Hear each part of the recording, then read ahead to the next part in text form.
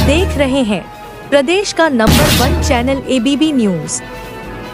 पूर्व मेयर प्रत्याशी आपकी अपनी पुष्पा रावत जी ने पुष्पराज एक आशा ट्रस्ट के तहत आर्थिक रूप से कमजोर वर्ग के बच्चों के उज्ज्वल भविष्य व सुनहरे कल की ओर एक पहल के लिए लिमिटेड सीट ही बची है।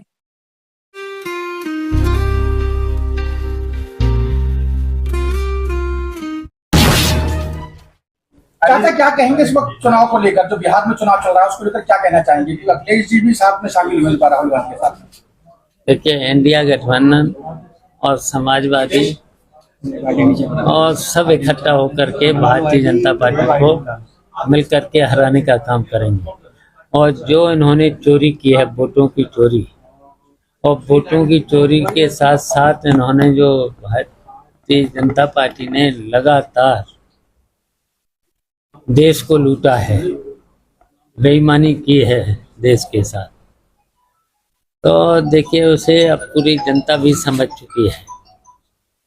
और हमारा ये जो इंडिया गठबंधन है और समाजवादी पार्टी और पीडीए, ये सब मिल करके भारतीय जनता पार्टी को हराने का काम करेंगे।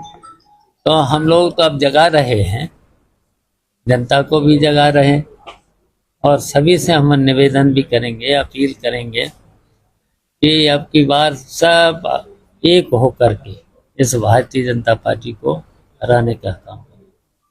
सपा विधायक पूजा पाल को पार्टी से निष्कासित कर दिया गया। उन्होंने बोला है कि मैंने सिर्फ सच कहा और सच कहने का भी पार्टी से निकाल दिया गया। मेरी गलती क्या थी?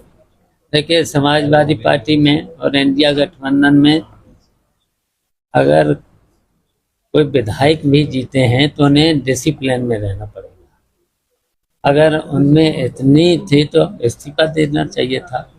इस्तीफा तो अभी तक नहीं दिया है।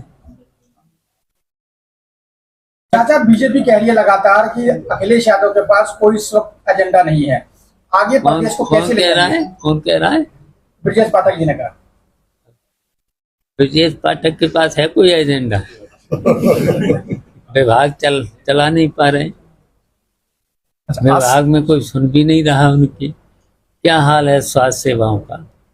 दवाएं मिल नहीं रहे, डॉक्टर हैं नहीं, कोई सुन रहा नहीं। उनकी ट्रांसफर तो चपरासी के ट्रांसफर न करा पाए। अखिलेश जी ने एक ट्वीट किया था और आसिम मरूर जी को तंज था कि आपको यहाँ से पद से इस्तीफा दे देना चाहिए, हटा देना चाहिए, लेकिन उनका कहना था कि मैं पद पर बना रहूंगा। तो देखिए, इस भारतीय जनता पार्टी के राज में कुछ अधिकारियों के भरोसे पूरा प्रदेश चल रहा है, कुछ ही, इससे ज्यादा पूरे प्रदेश को चला रहे हैं। अभी देखा हाल किसानों के साथ क्या हो रहा है।